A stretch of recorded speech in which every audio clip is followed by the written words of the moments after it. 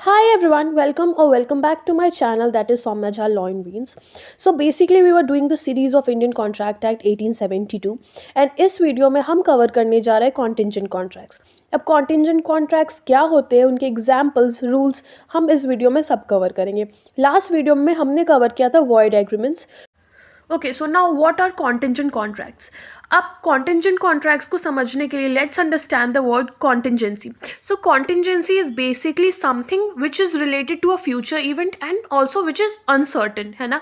ये हमारा chapter 3 of the Indian contract act 1872 में दे रखा है and which it is incorporated from section 31 to 36, right.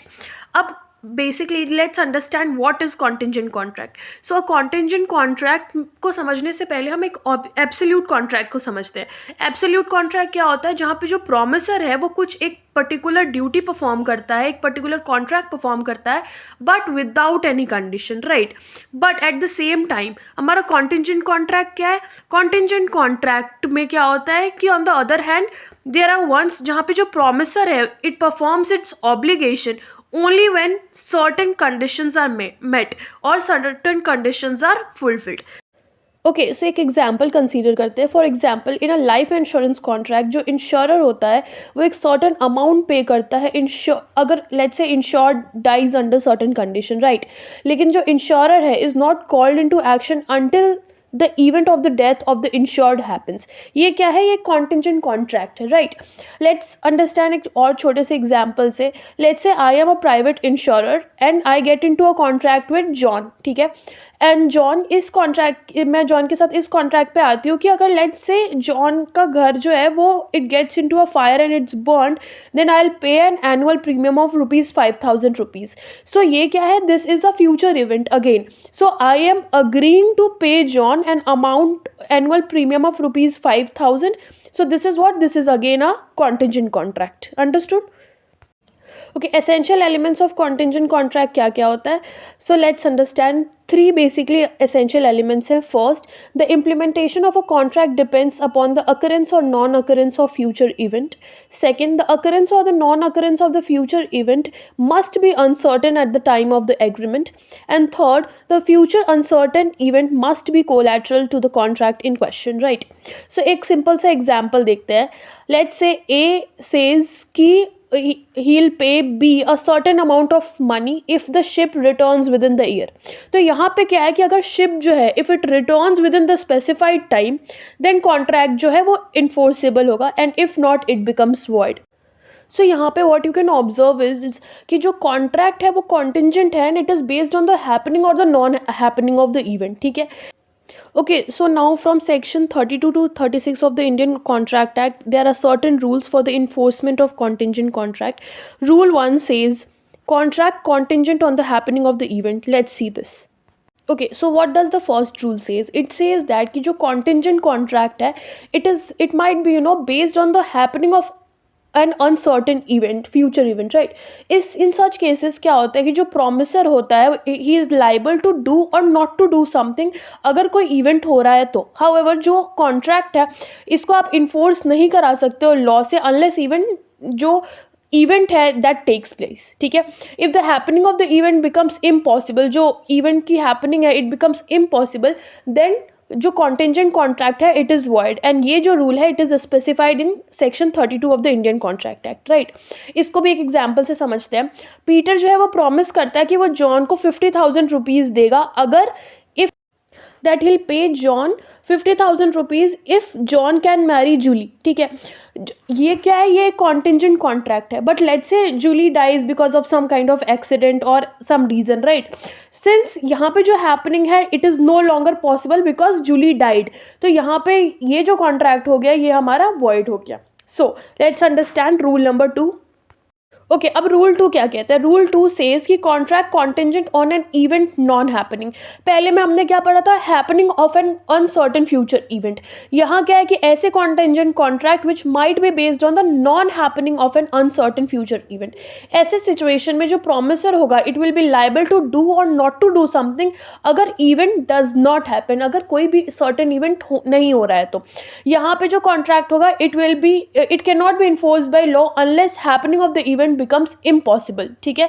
इस सिचुएशन में जो कॉन्टिंजेंट कॉन्ट्रैक्ट होगा वो वॉइड हो जाएगा। ये जो पर्टिकुलर रूल है it is specified in which section 33 of the Indian contract act 1872। Now let's understand again from example. Peter जो है वो प्रॉमिस करता है that he will pay 50,000 rupees अगर एक शिप है it leaves for a dangerous mission and it does not return, ठीक है। Now again this is a contingent contract. ये क्या है? ये कॉन्टिंजेंट कॉन्ट्रैक्ट है। यहाँ पे जो कॉन्ट्रैक्ट होगा it will be enforceable by law if the ship return is impossible. अगर शिप जो है वो वापस नहीं आ रही है, the ship sinks making its return impossible, उस सिचुएशन में जो कॉन्ट्रैक्ट है it will be enforceable by law. On the other hand if the ship returns, अगर शिप वापस आ जाती है then in that situation the contract is void, ठीक है। Now let's move forward to rule number 3. Now rule 3. Rule 3 says that contracts contingent on the conduct of a living person who does something to make the event or conduct as impossible of happening, ठीक है। ये कहाँ लिखा गया? ये हमारा section 34 of the Indian contract act 1872 में लिखा गया है, विच स्टेट्स दैट कि अगर कोई कॉन्ट्रैक्ट है विच इज कॉन्टिंजेंट, कि कोई भी person, how that person will act at a future time and then the event is considered impossible because when the person does anything which makes it impossible for that event to happen. ये कोई person ऐसी कुछ चीज़ कर देता है, ऐसी कुछ हरकत कर देता है which makes that event impossible to happen, right? इसको भी एक एग्जाम्पल से समझते हैं। पीटर जो है वो प्रॉमिस करता है दैट इट विल अगेन पे 5,000 रुपीज़ अगर if he marries to Julie, ठीक है। हाउएवर जूली जो है she marries another person, let's say Olive को, उससे शादी कर लेती है वो, ठीक है। नाउ ये जो जूली का एक्ट है it makes impossible for the event to happen, ठीक है। जॉन अब उससे शादी नहीं कर सकता। John marrying her is impossible. So एक और एक्सट्रीम सिचुएशन ले सकते हैं डिवोर्स का, but again it is extreme situation. So यहाँ पे क्या हो रहा है कि यहाँ पे एक पर्सन जो है it makes a particular thing और अ इवेंट और a conduct as impossible of happening, ठीक है। This is rule 3. Okay, so rule 4. So rule 4 says कि जो contracts contingent on an event happening within a specific time frame, right? So there can be a contingent contract जहाँ पे wherein a party जो है वो promise कर रही है that it will do something or not to do something, एक कि अगर कोई future uncertain event happens with in a fixed time frame, एक पर्टिकुलर टाइम फ्रेम के अंदर अगर कोई इवेंट हो रहा है तो उस सिचुएशन में जो पार्टी है वो प्रॉमिस कर रही है that it will do something और नॉट टू डू समथिंग। ऐसे कॉन्ट्रैक्ट जो होंगे वो वॉइड होंगे इफ़ जो event does not happen at the time lapse. Let's say एक साल के टाइम पे अगर वो चीज़ हो रही है तो उस सिचुएशन में वो कॉन्ट्रैक्ट होगा, अगर नहीं हो रही है तो वो कॉन्ट्रैक्ट नहीं होगा। इफ़ इट ओके ये कॉन्ट्रैक्ट जो है ये तब भी वॉइड होगा इफ़ जो टाइम फ्रेम फिक्स्ड है ना उसके पहले ये जो हैपनिंग ऑफ द इवेंट है इट बिकम्स इम्पॉसिबल, राइट। ये जो हमारा रूल है it is defined under section 35 of the Indian contract act 1872, right.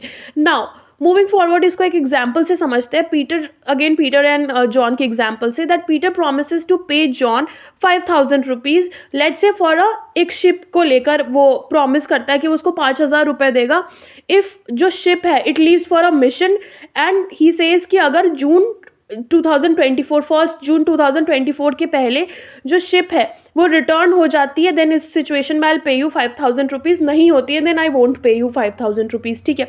So again ये जो कॉन्ट्रैक्ट है it will be enforceable by law if ship returns within the fixed time, ठीक है। On the other hand if the ship sinks then the contract is void, ठीक है। Understood, simple. Rule 5. Now, Rule 5 says that contracts contingent on an event not happening within a specific time frame. वहाँ पे क्या था? Happening of a specific time frame है या not happening within a specific time frame, ठीक है। अब contingent contract might be based on the non happening of a uncertain future event within a fix time. इस situation में भी जो promisor होगा it will be liable to do और not to do something if the event does not happen within the set time. यहाँ पे जो contract it can be enforced by law if the fixed time frame has expired and the event has not happen before the expiry of the time, ठीक है। इस situation में if it becomes certain that the event will not happen, ये sure हो जाता है कि जो इवेंट है it will not happen before the time has expired, then it can be enforced by law.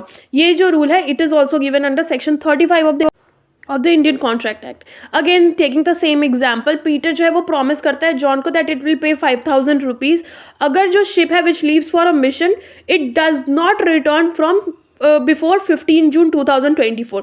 यहाँ पे कॉन्ट्रैक्ट क्या है, it is enforceable by law if the ship does not return with in a fix time frame. अगर ship वापस नहीं आती है तो ये कॉन्ट्रैक्ट जो होगा ये इन्फोर्सेबल बाय लॉ होगा। Also if the ship sinks or is bond the contract is enforced by law since the return is not possible। ठीक है, rule 6। okay, rule 6 and the last rule of this video, contracts contingent on an impossible event। ऐसे contracts जो contingent है on the impossible event। if the contingent contract is based on the happening or non-happening of an impossible event then such contract is void। वैसे contracts जो होते हैं वो void होते हैं। ठीक है, this is regardless of the fact if the parties to the contract are aware of the impossibilities or not। अगर जो parties है contract की they are aware कि उनको पता है कि चीज़ें नहीं हो सकती हैं या फिर they are not aware कि चीज़ें नहीं हो सकती हैं, दोनों ही सिचुएशन में जो कॉन्ट्रैक्ट होगा वो वॉइड होगा। This is given in section 36 of the Indian contract act.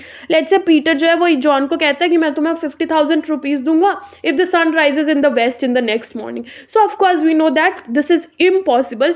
सो यहाँ पे क्या हो गया कि this contract is void since the happening of the event is impossible. ठीक है, अंडरस्टूड, सिंपल सी चीज़ है। ओके, सो आई होप आपको ये समझ में आ गया होगा कॉन्टिजेंट कॉन्ट्रैक्ट क्या होता है। सेक्शन 31 to 36 को डील किया है हमने with proper illustrations and example. Thank you for watching this video. Stay tune, stay safe and stay happy. Thank you.